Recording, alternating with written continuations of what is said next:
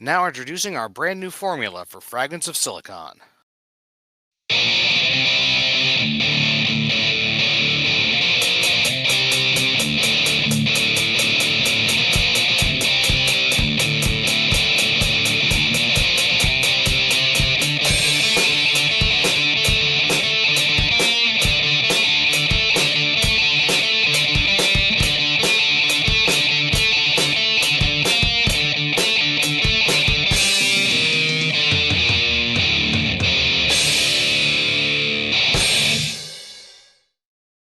As it turns out, the brand new formula is the same old formula. So, welcome to another installment of Fragments of Silicon. When you do that, it's called classic. I prefer vintage, which is going to be a theme this episode. The Game Boy Advance is a lot older than I think some audience members might want to realize. My creaking bones agree with you anyway. Yes. But anyway, before we get into that, I'm your host, Adam. Joining me as always are Petty and Gollix. Right, so let us get to what we call the news, which is basically just our personal lives going on for about 15 minutes. Petty, why don't you start us off? What trials and tribulations have you been through this week? It has become pull out the heaters season. We got a little bit of snow on Monday, which I'm so glad I didn't have anywhere to go this week.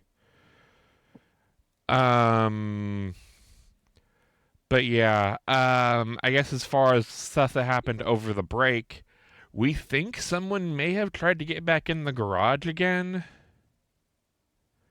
Because what my mom and sister went to a show at one of the theaters in town, and when they got back, one of the lights in the back office was on, and nobody should have been in there.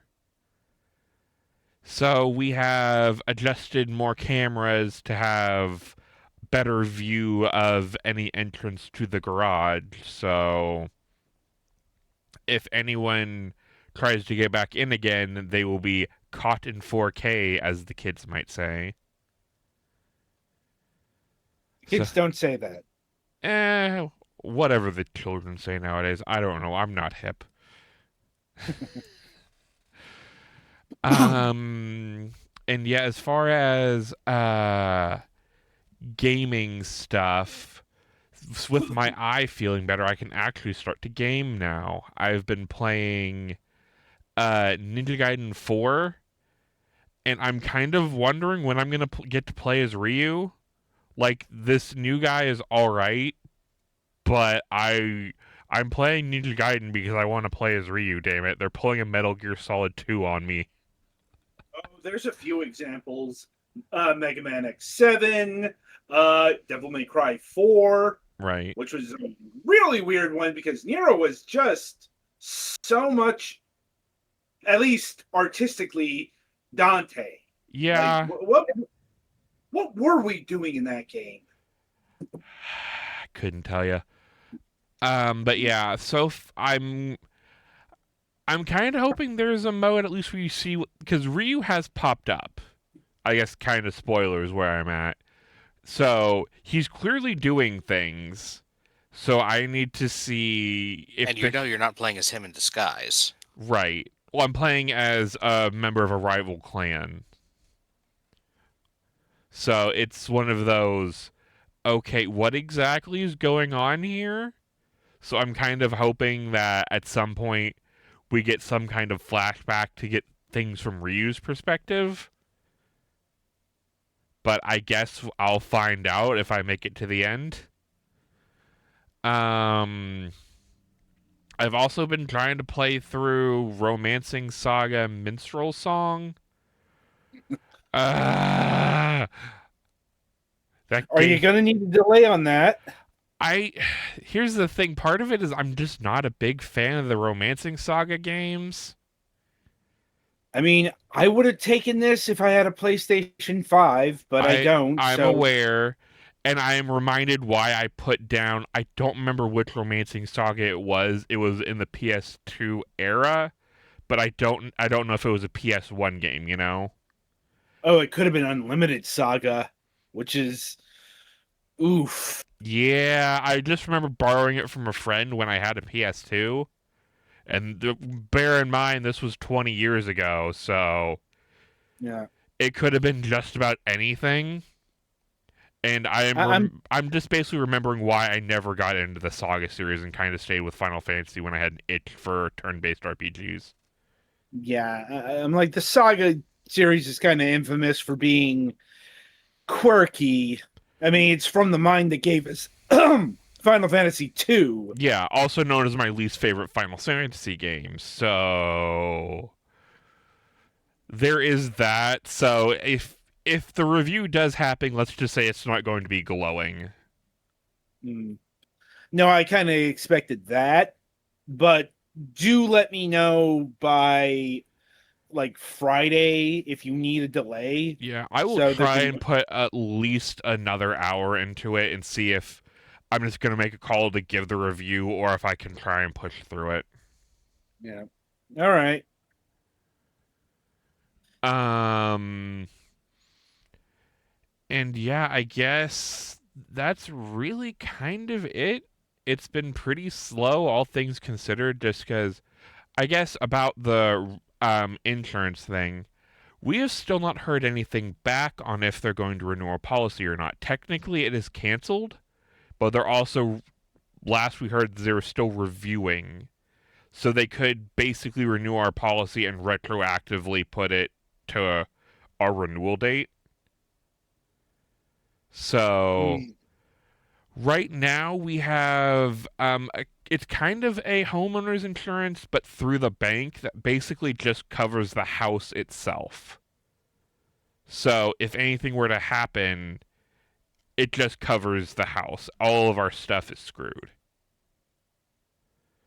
So I've been trying to, tell the parents to light a fire under the insurance agent's ass to see what's going on here, if they're going to renew us or if we need to look for a new homeowners insurance. But because the mortgage company is basically putting us on this policy that will just cover the property, my mom's just not caring, which is infuriating. But I don't know. Hopefully we can sort something out. But yeah, I guess that's it from Casa de Petty over here. So Gullux, you're next.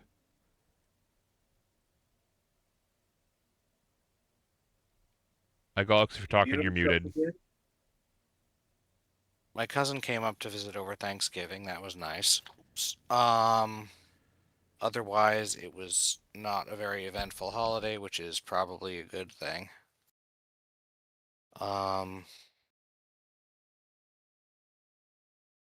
Let's see.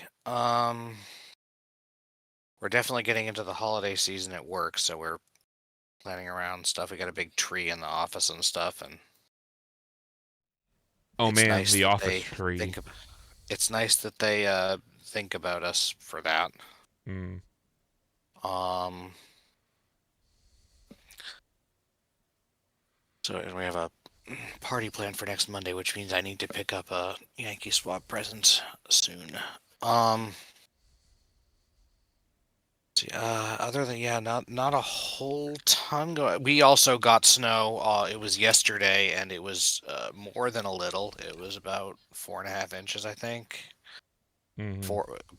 It was enough that I had to go out and do some roof raking, and we had some discussion in the family about them putting more responsibility for doing it on me, and I think they were looking for me. They thought I was, when I asked if I should do it, that they were trying to get them to tell that I was trying to get them to tell me to do it. It was definitely more along the lines of, Do you I'm need me bad to at do judging. this?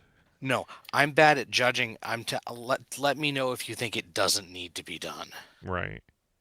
Because yeah, if there's Or only if like there's 2 inches on the roof, it probably doesn't need to risk you Mhm. breaking your neck over it. It also depends. Well, I don't have to go up there or anything, but Mm. I do it from the ground. That's why it's raking. If it Mm. was up on the, if I could get up there, I would just shovel it. Um, no, but the issue is more, which I honestly kind of wish I could do, although I would probably fall off sooner or later. Um, because it's slippery when there's snow. Right. Um, but yeah, it was a pain in the ass because it didn't stop snowing until 3 in the morning, so I had to do some clearing while it was still snowing, which is never fun. And then there was still some left to do the next day. Generally a pain. Don't Yeah. recommend. That said, it is nice to have snow around. Part of the reason why I did it is because it's supposed to be warm. It was warm today, it's supposed to be warm tomorrow, and then it's supposed to get super cold, so anything that has melted up there and not fully evacuated the roof will freeze, and that would be bad. Yeah, it's generally not good to let ice form on the roof. Hmm. Ask me how I know this. Looks at my replaced roof. Yeah, anyway, we have new gutters this year, Hmm. so I have to be careful about not damaging those with the roof rake or anything. Anyway, so that's been on my mind a lot. Other than that, interesting time for video games. I have played uh, a little bit more of Legends ZA. Working on that. Still have a ways to go before I can really compete enough to make a note, like to be notable in Hmm. the multiplayer and thus be able to qualify for those megastones that they're handing out. Oh, But those are based on doing well. I didn't know if those were just based on just they're playing. based on doing an amount, and if you do well, it's less. Ah, Like you have to get like some KOs, I think. fair. I don't think you need like amazingly trained teams, but having a team that's like fully evolved would be good, and I don't have that yet. Right. Yeah, it's from advancement in the in the thing, but you know how they go with that. Like you Mm. can get out of the lower levels without needing to actually be good. Better than those around you, Just basically. yeah, just vaguely competent. Um, so yeah, that's where I am on that. I've also continued playing Super Robot Wars Y. I have gotten into the 5th act out of I think 9. Um, and that's going pretty well. Although it's definitely getting to the part where the battles take longer. Mm. And there are more bosses that you have to actually like put in a significant amount of effort over a turn, and maybe there's like a no, turn pressure or stuff. I'm not playing on a hard difficulty, so it's still not actually like hard, but it's not as brainless. Mm. Um, yeah, that's most of it. Also, I have continued building Gunpla. Just today, I finished the Earth 3 component of the Earth 3 Gundam. I had already done the core Gundam. And as you can see, if you look in the Gundam section of our Discord thing, I did not last very long in holding out before buying more of the planet system parts. So now I'm working on I've done the Saturnix weapon and I'm working on the Saturnix armor, Mm. which is supposed to go with the Core Gundam 2, so we will see if those are compatible with the Core Gundam 1 once I have it done. And I think that's about all I got. Oh, and we did play Digimon over on Friday. We should Yeah. mention that since that I was, on the I'm gonna channel. try and do Friday. It really depends on how things go. I'll let you guys Oh no, know. I'm not saying we need to make a promise about this week. I'm just saying we should note that we have been doing that. Yeah, We I we we did succeed at doing it. yes, we have done the Digimon thing, the Gundam I thing. think we're right about to go to the Abyss area now. Yes. We finally cashed in all that human world food that we made a point that we made that a point was made to tell Betty to buy. Yeah. But yeah, that's about what I got, I think. All right. Mm. So it's my go then. Right. Thanksgiving was a very understated affair, as we were anticipating, because it's this upcoming month that's going to be potentially very busy, not just because of the usual holiday stuff. I'm like, okay, how to explain it, because it's a very long story and it involves some sensitive details, but I suppose the long and short of it is I am anticipating having to babysit the kids a lot this month because my brother's ex is having a new kid in a few days. Ah, fun. Like I said, it's a whole series of situations that A series of unfortunate events. depends on your perspective. Fair. From my vantage point, it has been very unfortunate because let's just say that my brother's ex was the type to do very impulsive things. Um, although this was kind of the opposite of impulsive because it involved IVF, Mm. but still, the whole rationale was rushed, let's say. Um, and, so with that happening, like I said, just anticipating the kids being here more, at least this month.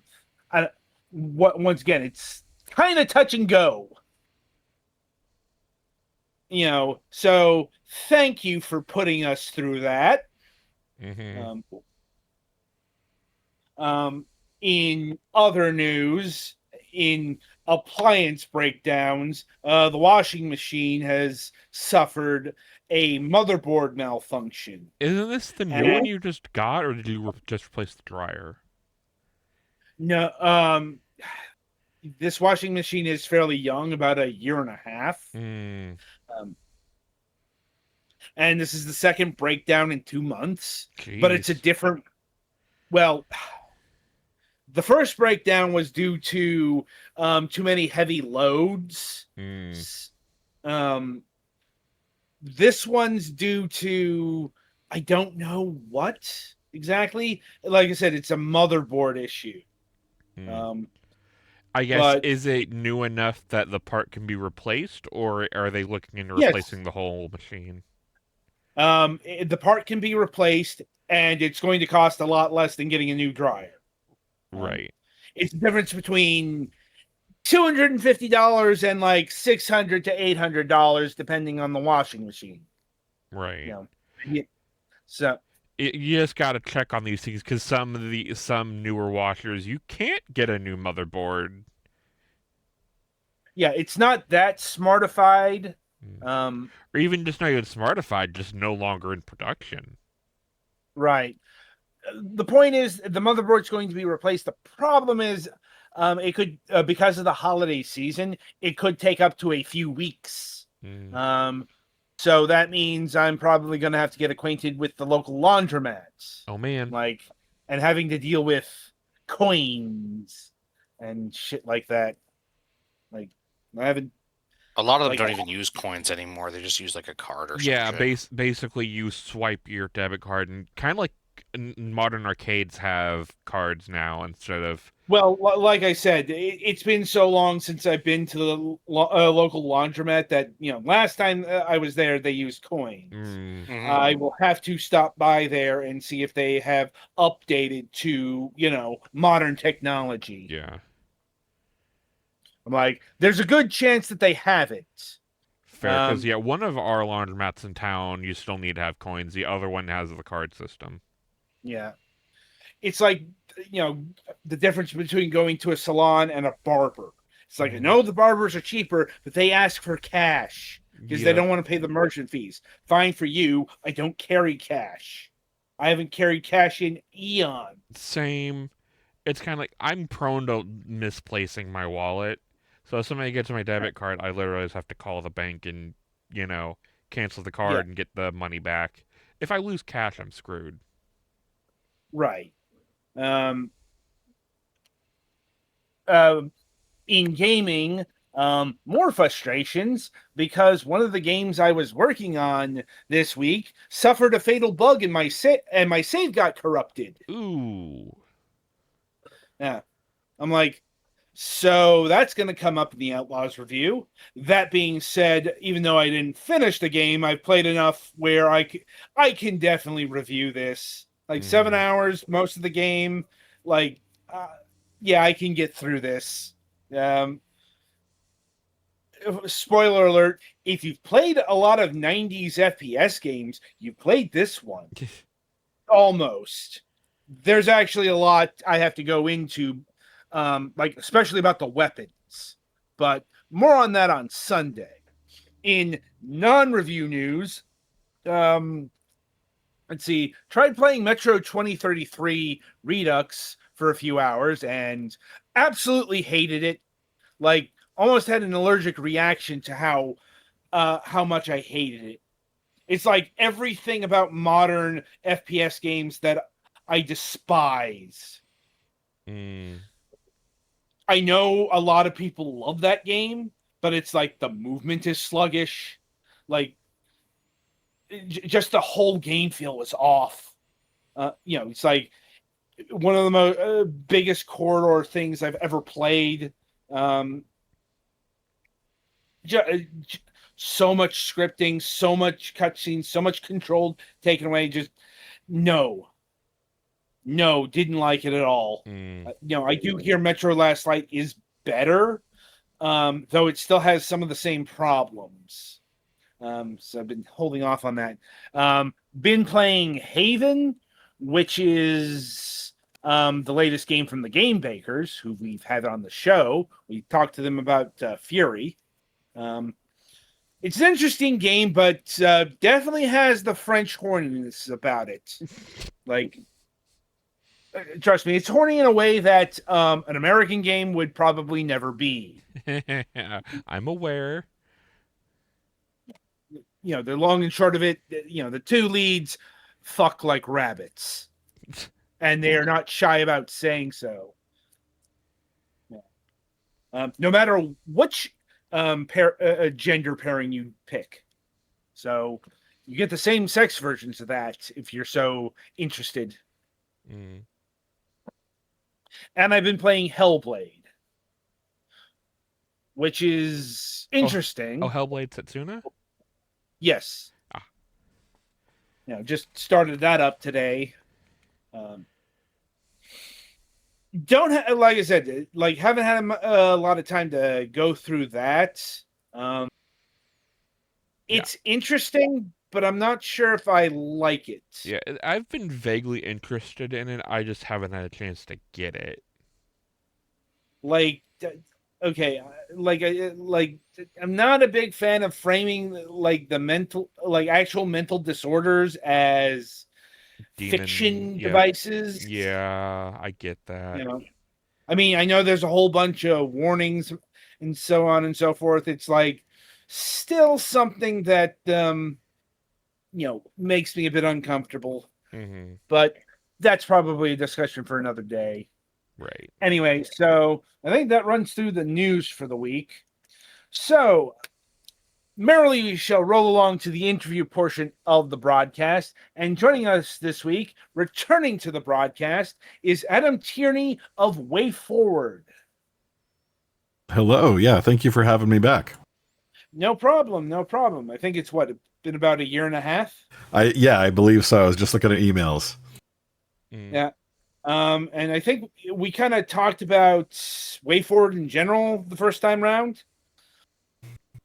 Yeah, and I know we were talking about a specific game here, but obviously, I mean, I've been at the company, I think this is 2026 will be 22 years. This is essentially my only major job out of college. So if you guys have any other general Wayforward questions or on any of our titles, I probably have the answer for them. Yeah. We'll probably get to that in a bit, but that legacy and knowledge is going to be really important, especially since the game we're talking about tonight is Sigma Star Saga Deluxe. And we can't talk about the deluxe version without talking about the original version. And from what I've been able to see, you worked on the original as an assistant director. Yes, and it was interesting. So I started at Wayforward in 2004, and I was initially hired as an animator, as a pixel animator. And I worked on a couple projects. We did a lot of like edutainment, like Leapfrog titles back then, and then some GBA stuff. And I started animating on Sigma Star Saga. It was like maybe my third or fourth project under Matt Bozon. So the director of that game is our creative director, and he's also the one who's directed all the Shante games so far. And it was interesting because I was just an animator, but I've always loved writing. I've always loved designing. And I kind of kept asking him, hey, can I help a little bit with enemy design? Can I help a little bit with, story? Can I help a little bit with level design? And he kept giving me more and more responsibilities. And over the course of that project, I basically transitioned from just pixel animator to doing so much of everything. Matt called me assistant director at the end. And that really kicked me off on that route career-wise. And then immediately after that project, I started directing games solo. So it's a keystone title for you personally. Oh, yeah. And I mean, especially as far as learning how to design games, learning what a design even is, learning how to deal with tile sets and scripting and animation. I learned so much on that project firsthand because, Matt had me helping out with, areas throughout the game. And there's so much going on in that game. Yeah, it was really a great crash course. And how many people worked on the original Sigma Star Saga in total? Let me think. So it wouldn't have been a ton of people. It would have been more than a typical game for us back then. I remember the next couple games I did, like X-Men and Justice League, The Flash, those were very small teams. Those were maybe like about 6 to 10 people total, including, some freelancers.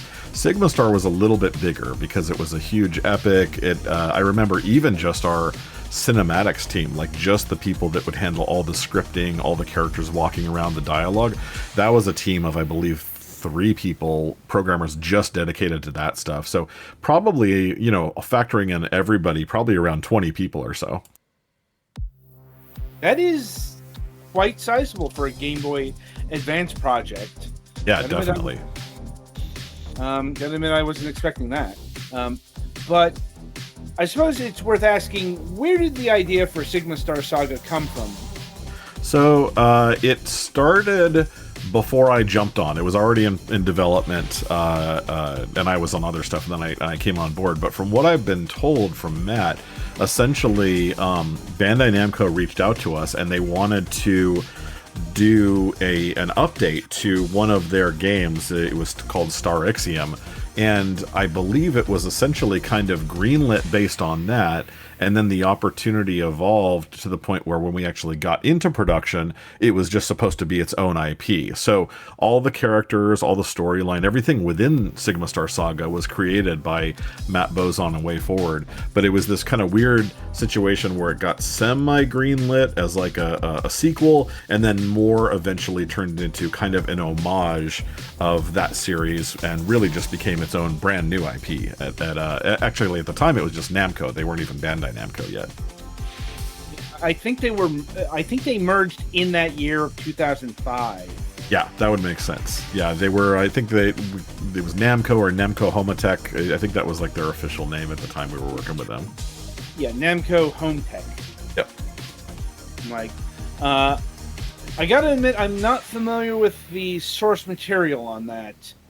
Probably a Japan-only game. I think it was. So yeah, Star Ixiom was. I think it was. I don't know if it was only Japan or if it was just very obscure. The other one that influenced the game, it was not a game that was tied to the IP, but Matt Bozon was a huge fan of the NES game. Oh gosh, what was it? Oh, it escaped my mind now. Guardian Legend. Guardian Legend. Yeah, exactly. And so that one, just the way that they handled the characters and the combat versus the exploration, all that. That was a big influence on him. So I do remember us talking about that game a lot as we were working on Sigma Star Saga. Yeah. For those who don't know, the Guardian Legend is this very underrated shmup top-down action-adventure game on the NES.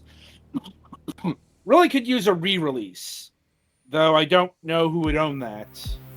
Yeah, we probably looked into it at some point. Wayforward, we've looked into rebooting pretty much any classic gaming IP you can imagine. We probably have either had conversations about it, or there exists, a pitch deck or a mock-up. So I know we looked at that one at one point, but I don't think we really got anywhere. Well, I know the surface level answer is whatever entity purchased the Ashes of Compile. Right, yeah. There was a Compile game. Yeah. Yeah, and I think IREM was involved as well, I think. Possibly. IREM is still around, technically speaking. But they shifted to, Pachi slot devices. Yeah. Memory.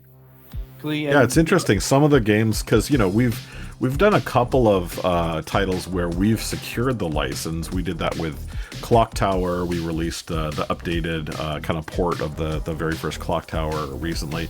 And then before that, we did that with one of the Kunio-kun games, Kunio Tachi no Banka, the one that inspired River City Girls. We re-released that as River City Zero. So we've done a little bit of, Wayforward seeking out a license and acquiring it and then working with it. But yeah, sometimes we have one that we want to go after and we explore, and some of those older licenses are kind of orphaned. Like the company isn't even aware that they control it, or nobody knows exactly who owns it. It can be a little frustrating sometimes. Mm-hmm. Yeah. I know your partners at Limited Run are trying a new tactic with Little Samson. Yeah, I was very surprised about that one, because as a pixel artist, I always knew of that title as, that's supposed to be the most beautiful NES game ever. Like the pixel art and animation are gorgeous on that. So I was very excited to find out that they're working on that one. Yeah, it's one of them. For my money, I think the best looking pixel art, really best looking NES or Super Famicom game is Flame of Recca 92. Oh, okay. That very late stage shmup that came out. That really pushes the NES because that. I gotta say, I really do not associate the manga Flame of Recca with the time period where the NES was still a thing. I might be misremembering the title. Okay. I mean, it could be. It looks like I think it looks like it's Recca, like just Recca. Yeah, the art looks gorgeous. I'm looking at it right now. Very, very good shmup graphics. Yes. And in defense of the mistake, Recca does mean fire usually, one way or another. Yeah, that's what it was. That's what's tripping up my brain there. Anyway, point is, it's a gorgeous looking shmup. It's, if you see it in motion, you're gonna be shocked that it's running on an 8-bit system. Yeah, it looks very impressive. Which is a good segue to talk about Sigma Star Saga's particular combination here, because it's part top-down action adventure game and a part shmup, but operated in kind of a JRPG-ish sort of way. Yeah, the easiest way to think about it is just think about something like Pokemon or Final Fantasy, but instead of getting sucked into turn-based battles, you're getting sucked into small shooter sequences, space shooter. Yeah. And where did that fusion come from? I've always wondered that. It was just, I don't know the origins of it. I know it was just what Matt pitched. A lot of early Wayforward games were kind of known for being peculiar hybrids, like let's combine this with this, and it was a lot of genre mashups to the point where that was kind of the origin when we made the April Fool's joke of Cat Girl Without Salad was, hey, Wayforward is always doing genre mashing. Here's a game where it mashes all the genres. So I don't know. I think that was just something that I think came from Matt Bozon as the designer, and also Phil Cohen was our producer at Namco, and the two of them kind of jammed on story and game design. But it was really exciting. I kind of oversaw most of the shooter sequences, most of the enemies and bosses I designed. I worked with a lot of the pixel artists that I was doing hobby dev with before I joined Wayforward, and then that project got a lot of them to start doing that professionally. But yeah, I don't remember the origin of it as much as it just kind of existed when I hopped on. Mm. Now, was it difficult to develop such a system on the GBA? GBA is interesting. It is very restrictive compared to, it was kind of like the last really restrictive system. There's some restrictions in terms of tiles and color palettes and stuff on Nintendo DS, but it's far more available than what GBA has. And then, of course, by the time we got to 3DS and everything past that, you could just forget about it. You could do as many colors as you want, as many tiles as you want. It doesn't matter anymore. But I do remember my first couple of games, I did Sigma Star, and then as a director, I did X-Men and Justice League Heroes the Flash.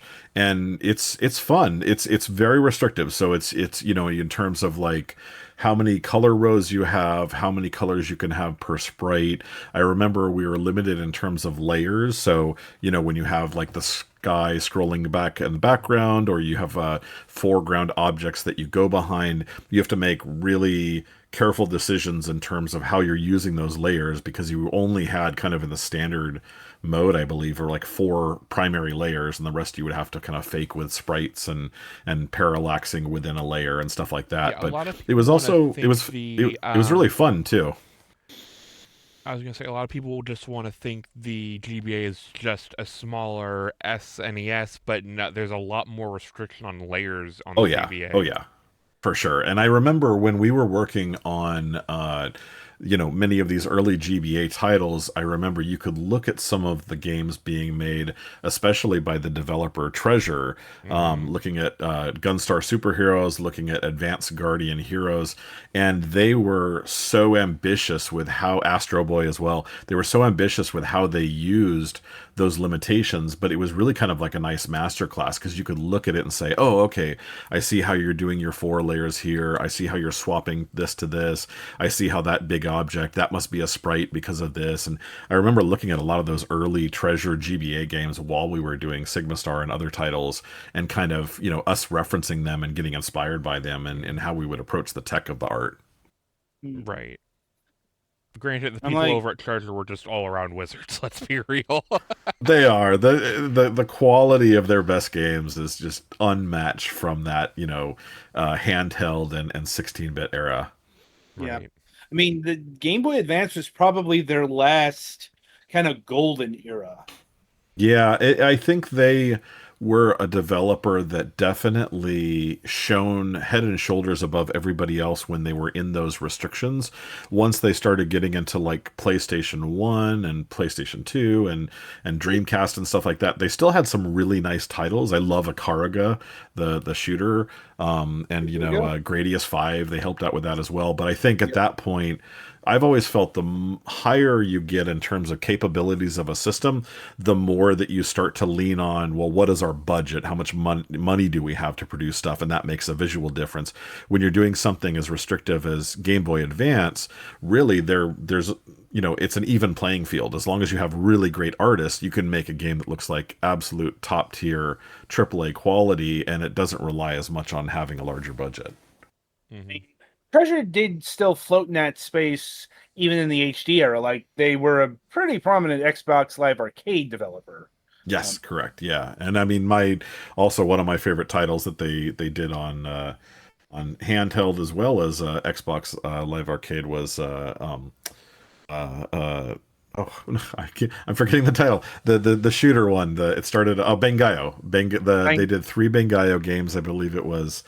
Yeah. Well, first it was N64, and then that was ported to Dreamcast, and then they had one that was on, I forget if it was Nintendo DS or 3DS, and then they also had Xbox Live Arcade, and those games are fantastic. If anybody Yeah. loves like crazy over the top shmup shooter games, check out some Bangayo titles for sure.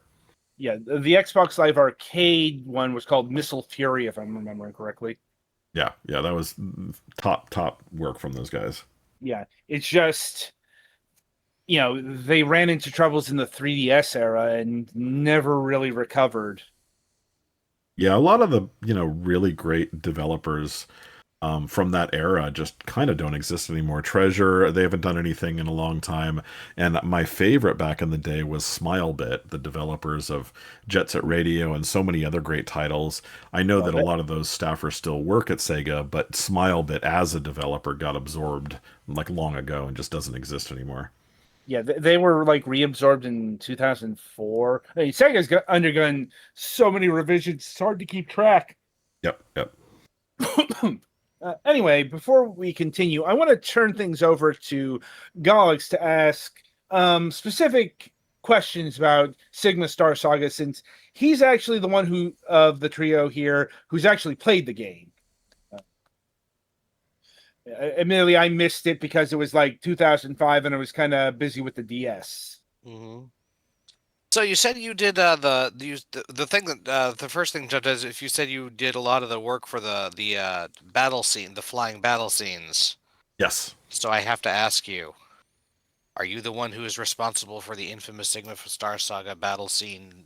Not bug, but As a non-programmer, no, I have nothing to do with that. So all of my contributions were either gameplay design ideas, like what do we want to do for the gameplay.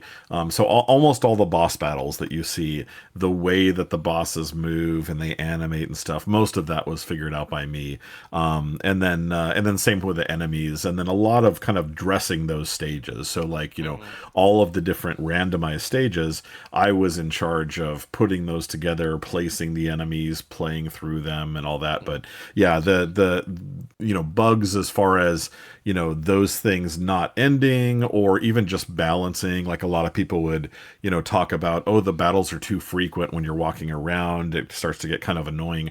Those are some issues that made it into the final game, but then that's also the kind of stuff that we were thankfully able to take a look at when we started opening the game back up for Sigma Star DX. So that's why it's called DX. Is Matt Bozon personally worked on that for a few months, basically revisited the entire game with the original lead programmer Mike, and just kind of fixed all the stuff that we wish we would have fixed 20 years ago. cool. For those many people who probably haven't played it, as you alluded to, the first bug is that sometimes if you killed things like at the wrong time or with the wrong weapon or something, the stage wouldn't end. The second one is because the stages are randomized between a number of scenarios, and the ship you're piloting also gets randomized. One of the ships is a base semi-trailer. Yes, It's it really looks like a big. big van, basically. And one of the stages is a fairly narrow labyrinth area, and I believe it is actually impossible to not take enough collision damage to kill you on that particular combination. Yeah, Luckily, so when you die, little stuff like it's not that bad, but yeah, and little stuff like that, that's exactly what we identified first. So there were some elements that Matt kind of went through and, improved in general. Like he always wanted a better map with better markers and stuff. But then stuff like that, I mean, we've known about those bugs for 20 years. Obviously, the disadvantage of a Game Boy cart as opposed to modern development is you can't patch it all the time. Once you submit it, you're done. oh yeah, And so those chips are baked. exactly. So that one, and especially that one you talked about, the ship sometimes being too large for the environment, that was all stuff that Matt and Mike were able to fix in this update. That's just the first thing that come to mind when you talk about the battle is, because I remember that happening to me, and at first I just assumed I was doing something wrong, but I remember looking it up on GameFAQs later and seeing people. There was a consensus that no, actually, that is impossible. Yep. And I mean, it was the system I remember from when we were developing it was the debug of it was very interesting. So you could basically load up any ship and to any environment. I remember when we were testing, I loved, the big purple bug alien boss. That's kind of the first big alien boss in the game. You could load it up and you could just play as that. And of course, it didn't work very well because the thing was like entire screen in size. But I loved that, the debug tools that were available to the team from the programmers. You could load into any ship, any weapon, immediately load up any possibility. On like the final boss or something. Exactly. Yeah. Yeah. So I would always have fun loading that into other stages just to mess around. Cool. I don't know how much we want to talk about because this is it is a. I don't want to say standard, but it is a tropey science fiction plot, not in a bad way. Of the aliens are invading Earth, so one Earth soldier has to go undercover in the aliens and try to stop them. But then you find out that all the stuff is a lot more morally ambiguous than. Oh yeah, I mean it's Avatar, James Cameron's Avatar before Avatar. It's a tale as old as time. The idea of the person who goes in from an antagonistic perspective and then starts realizing, oh, I'm more sympathetic with these people. I'm starting to question my allegiance. But that's something we love tropes at Wayforward. I mean, you play something like River City Girls. It is just tropes up and down, left and right. And, as long as you kind of know what you're doing and you know where you're falling on the end of, am I looking for something that's very funny and parody? Am I looking for something that's a little more serious and heartfelt? As long as, we kind of know the tone we're going, we're definitely not above doing something that is kind of, classic tropes or classic storyline archetypes. That's kind of what River City Girls was for me. Was I always wanted to do that kind of two protagonist, grumpy girl, cheerful girl dynamic that you see in so many animes, especially of like the 80s and 90s. That was completely leaning into that. And yeah, tropes are fun. I guess I have a quick question. At the start of the game, there was the Namco logo on the building. Is that still there in the new version, or did they ask you to put in the Bandai Namco logo? I don't actually know the answer to that. I would imagine that we probably did not change it. Our social media manager Hoff is listening in. Message me if you know the concrete answer to that. Yeah. But no, I mean that was something that they knew and they were totally fine with at the time. I doubt they would ask us to change that to update it. They've been great to work with. They technically can do because they've been great to work with. Bandai Namco. Hoff confirms it has not changed, but they've been great to work with on the licensing. I mean, we really just they've really just been supportive of the way, and they just kind of are asking, what do you guys want to do? What do you want to change? What do you want to keep the same? And they've been a fantastic licensor to work with. That's good. So Bandai Namco still owns the IP.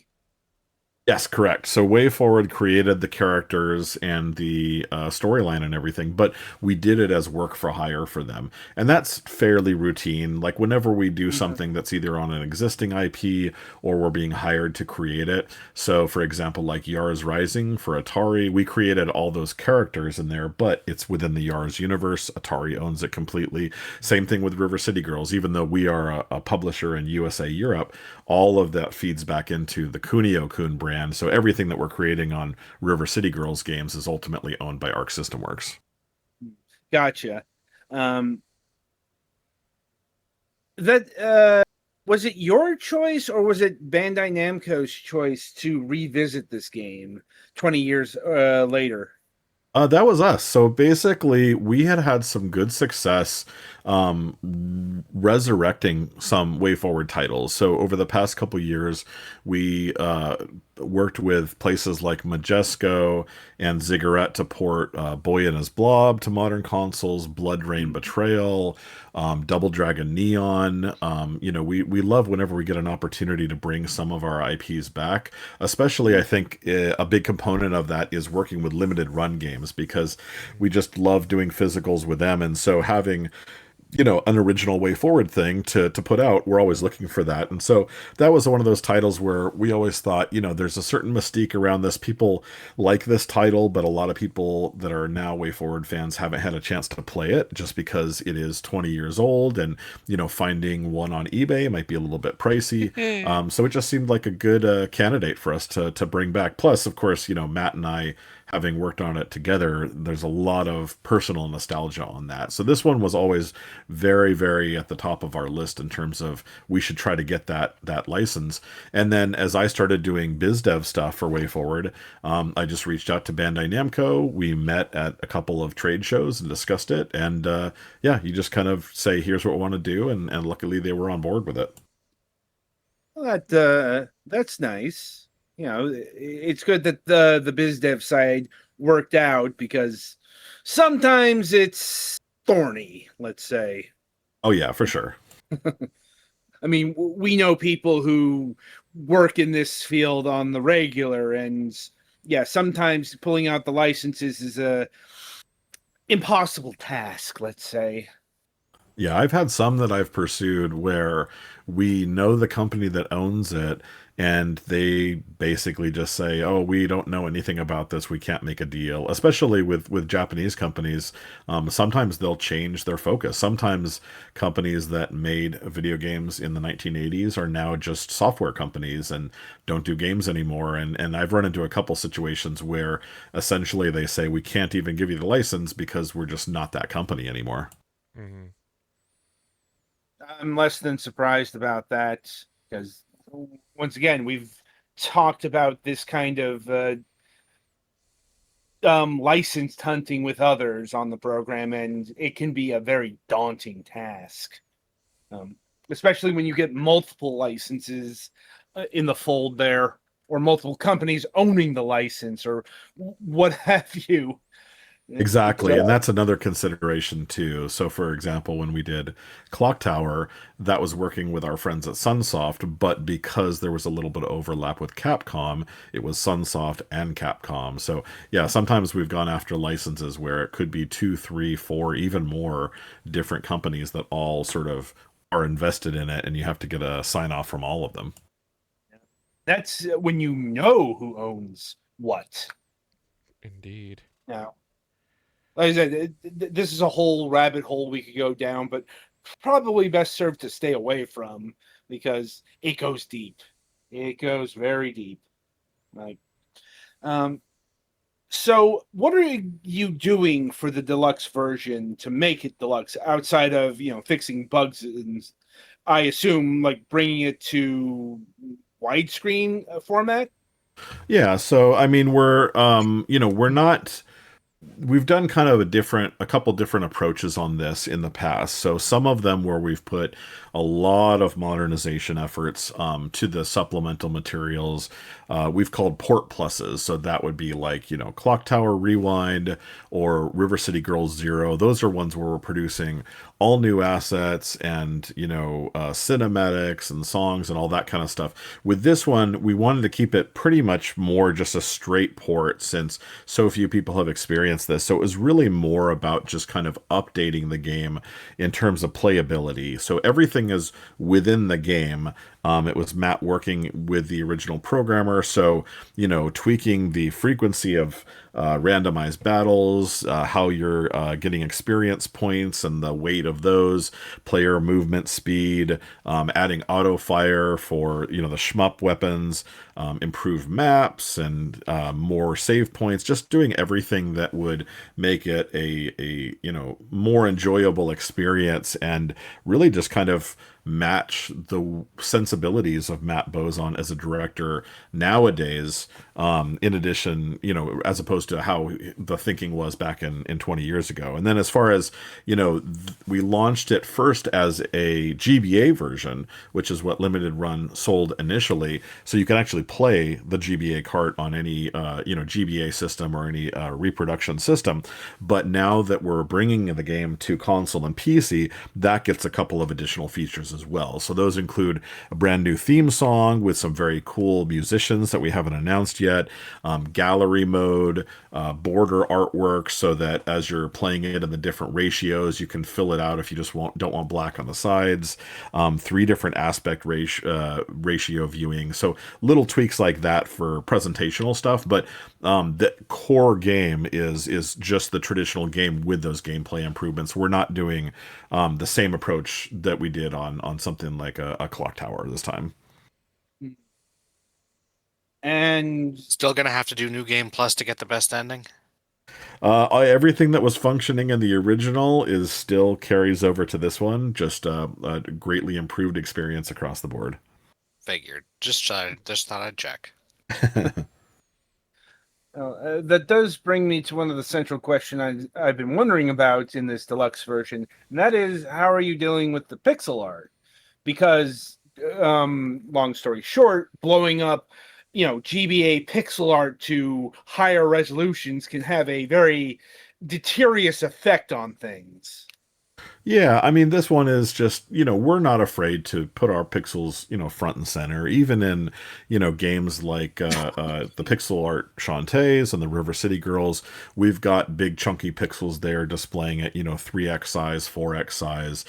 We shipped our game Lunark, developed by Canary Games, that was even bigger pixels. Those are probably 5x or 6x, like very chunky pixels. So we love the pixel art form. We lean into that. And so that's just how it works on this, is you basically have the traditional GBA resolution. What you can do, though, is you can kind of decide how big to display those pixels, how much of a border you want around it. So if you want something that's a little bit smaller and it feels a little bit more like it would have on a handheld, you can do that, and you could just have it smaller on your screen. If you want it just really big and, filling up the whole screen, that's also an option as well.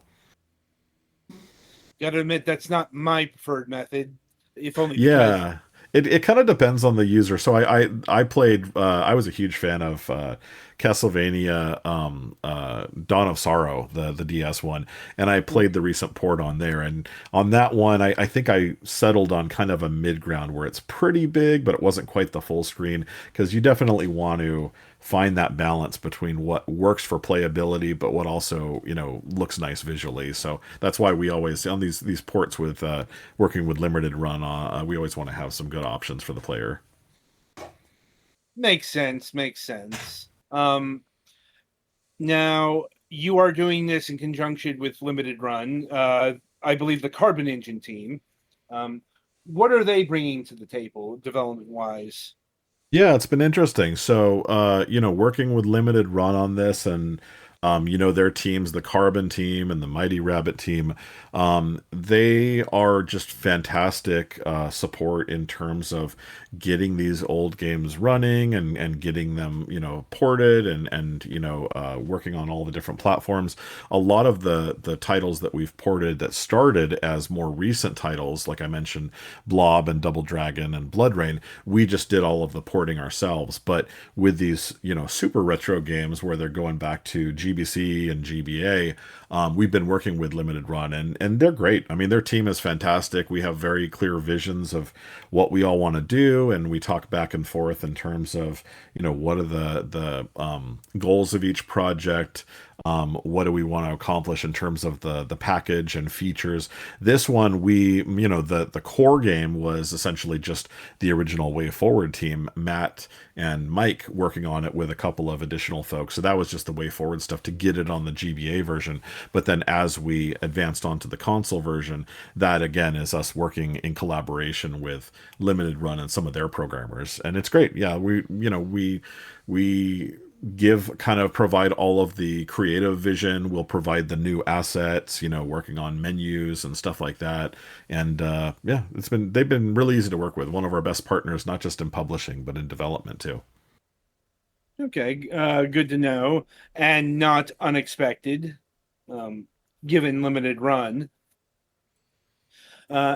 And I assume like they're doing the packaging for the console version as well.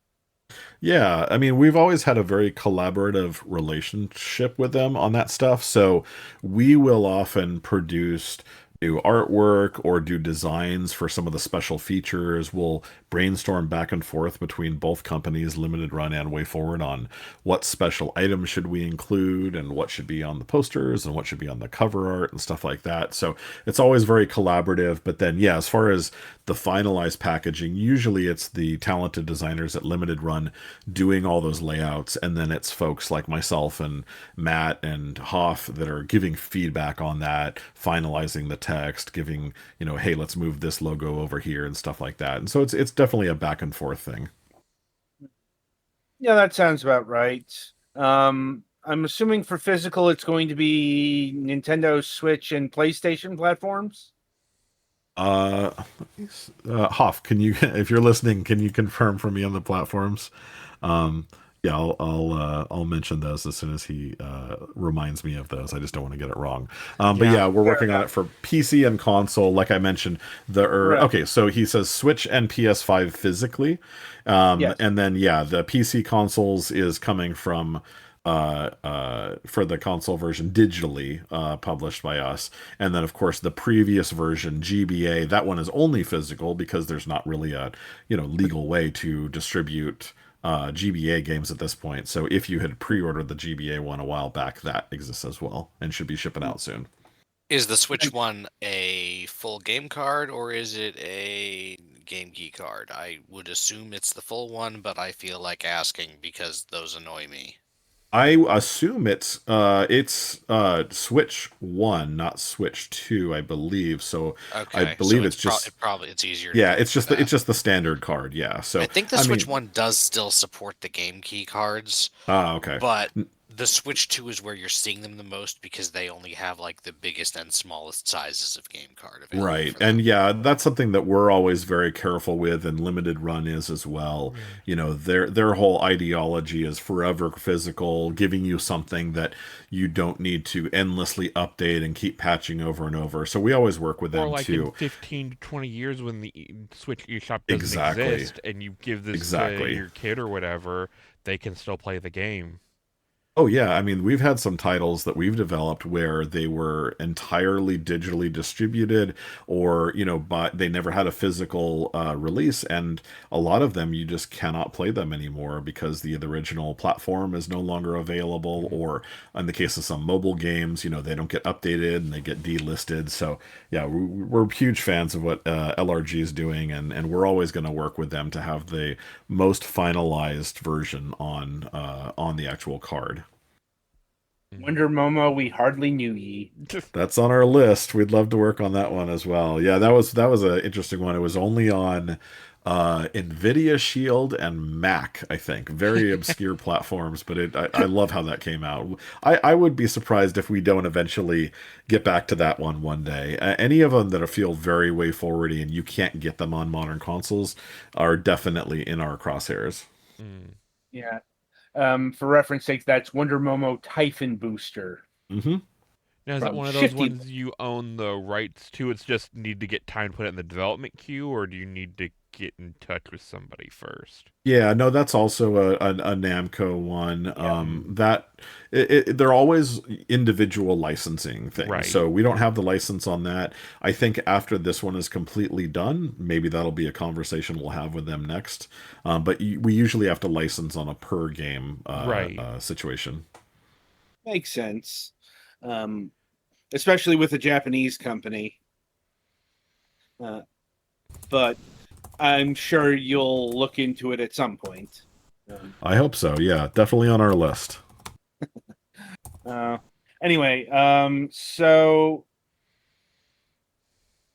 I'm not sure if we can talk about the release date or price yet. Because I don't think anything's been revealed beyond early 2026. Exactly, and that's where it still is. So, it's coming. We're finalizing the release date both for physical pre-sales and for the digital release. Not yet to be announced, but yeah, still very much planned for early 2026. Okay. I do want to go back to the original Sigma Star Saga because there's a few more questions I had Sure. on that title. That is, were you ever concerned about releasing, a GBA game in 2005? Because, as I mentioned, by this point the DS had come out, and really kind of overtook the Game Boy Advance by, the middle of 2005. Yeah, it's always something that we want to avoid when possible. Unfortunately, that's usually the decision of the publisher. And so, we always kind of call those titles swan songs, one of our last big efforts before we advance. But that's pretty normal for us. Like I Looks mentioned, over at original we did Shante in the corner.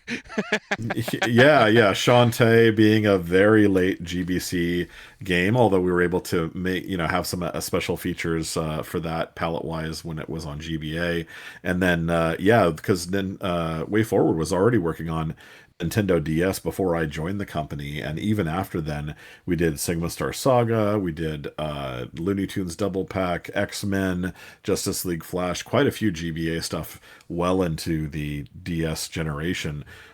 It's never something we want to do. The timing just works out sometimes like that. I remember another late generation one we did was Aliens Infestation on Nintendo DS. I think that might have come out when 3DS was already around. You potentially lose a little bit of audience once there's a flashy new console to move on And there's to, but also a choice you made there. Do we either try and port this to the new system or scrap everything or put it out and exactly. hope we at least make enough to make it worth our time? Exactly. And again, those are mostly decisions for the publishers. We don't really get to, make Mm. those calls. At the end of the day, if we can get our games out and people can experience them, that's all that we can hope for. Yeah. In fairness, like porting something from the GBA to DS wasn't the most Herculean of tasks. In fact, I remember quite a few GBA games appearing on the DS in one form or another, like Mm. Scourge Hive comes to mind. Yeah, whenever you have to port, definitely porting upwards in terms of capabilities is easier, or porting upwards in terms of, moving to a slightly higher resolution screen. Whenever you have to do something where it's a more lateral port or even down porting something, that's a lot more challenging. Well, I guess the issue with porting from GBA to DS is what do you do with the second screen? Because everyone Yes. wanted to do something with the second screen. If you don't have anything, it kind of makes it look, at least to the general public, as lazy in some Yeah, and respects. we actually had a couple of hybrid games. I remember one of them we did a Barbie game. I don't remember which one. I think it was maybe 12 Dancing Princesses, where we developed concurrently the GBA version and the DS version, and so we needed to make it work as a single screen GBA game, but then also have some additional features for Mm-hmm. the DS version single second screen. So, yeah, sometimes I don't remember if we've ever done. I don't think we did one on GBA and then later did DS. I think we've only done concurrent development. And then we've also done, games that spanned between console and handheld. I remember one of the Barbie games we did, I think it was Three Musketeers, was on Nintendo Wii and DS or 3DS at the same time as well. Mm. And okay. Uh, and I suppose that's it for my questions on Sigma Star Saga. See if my colleagues here have anything further on that title. I think I'm good. I only have two, and they're both kind of silly questions. Sure. The first one is, how do you pronounce the alien girl's name? So I say Sime. I believe it's Sime. Even in recent internal conversations, I've heard people say Sime or Pasime. I've always said Sime. I'm pretty sure Matt Bozon says Sime as well. Yeah, I wasn't sure if it was Sime or Sime. And the other one is, how much discussion was had about naming the alien race after the shrimp things that whales eat? I don't know where that one came from. That I think that existed before I Oh, jumped on, because Matt at our creative director, and then Phil Cohen, the producer on the Namco side, had kind of figured out the plot together. So I think that existed from there. I do remember though that one of the human antagonists, was named after me, Commander Tierney, and that was specifically because I was working on the game, and Matt liked the fact that my last name sounds like tyranny, Hmm. and so he gave him that name, I do and it recall was an that being a honor. character's name in the game. Yeah. Yeah, and that was actually the first time I ever wrote in a video game, was just on his speech. So Matt wrote 99% of the game, and then he let me do a little final villain monologue for Commander Tierney at the end of the game. So that's a little bit that I wrote in the script. Sounds like fun. Yeah, definitely. right. So I'm not sure if you can tell us anything about this hmm right now, given that it was just announced, but I would be remiss if I didn't ask you any details about Shante 7. Yeah, there's nothing I can announce other than Matt is working on it right now. It's a very cool concept. We teased the piece of key art with the double pigtail Shantae a while back. That's really all we're revealing at this point. But I will say, like, I like what's being done with it. It's a unique idea that we haven't done in terms of kind of the overall conceit of what the game is. It's different than what we've done previously, and we're hopefully we can talk about it more publicly as we reveal more. I think fans are going to dig it. I have a feeling that they will, unless, it's a radical direction change. Those tend to get mixed reactions, let's say, but we'll see what emerges in the future. Yeah, Um, no kart racer or a sports game or anything like that. It's more traditional Shantae than such a yeah, wild deviation like that. I mean, And you could confirm that this is, in fact, the seventh Shantae game, in spite of releasing with no chronological games between it and the fifth one because of the retroactive insertion of a like 1.5. Uh, you know, that stuff is so specific in terms of, how much Risky Revolution is 1.5 versus 6 and exactly where in Matt's mindset and stuff, so I will make zero comment on that. That's Um, fair. but yeah, I know where Shantae 7 sits in terms of the plot, in terms of, I don't even mean where it chronologically. goes. I just think it's the fact that the game after 5 you went back and Yeah, polished and released a game that was originally intended to be like 2 right, but correct. Yeah, yeah, ended up yeah. not happening. Yeah, and luckily Matt, like when we did Risky Revolution, he did not, reuse everything from that game when he worked on Risky's Revenge and some of the later titles. It really kind of stayed its own thing. So I think that's good because it holds up and it made it something that he could go back to, that story wasn't told and some of those characters, were being introduced for the first time. But yeah, this one is definitely the seventh. Matt has clarified this is the seventh game in the series, and yeah, so we're excited to tell you guys more about it in the coming months. we look forward to seeing what is being cooked up, not just here in Shantayville, but also the other projects you may have percolating. But that will have to wait for another time, since honestly, I think only Sigma Star Saga DX and Shantae 7 have been announced, even. Yeah, and we Yeah, we're don't want working on the some. guards sitting in the guard tower with No, all we're the we're sniper we're rifles. working on some really great stuff. I'll say, we're working on games that are, great action games, and games that are very, of the genres that we're best at. Some of them are based on classic IPs. Some of them are based on modern IPs. Some of them are original. But we're going after and producing some of our favorite titles we've ever done. So, I know that 2025 was a little bit quiet for Wayforward as a publisher. We really just kind of released, Risky Revolution, but that is because we're doing such big, ambitious games, sometimes with some really big partners. So I think 2026, 2027 are going to be really huge years for Wayforward as a developer. We look forward to seeing it and also hearing about it on this program. We'll Absolutely. definitely be in touch when something new is announced. Yeah, that sounds great. We'd love to have some folks on and talk about anything that you guys are interested in. Yeah.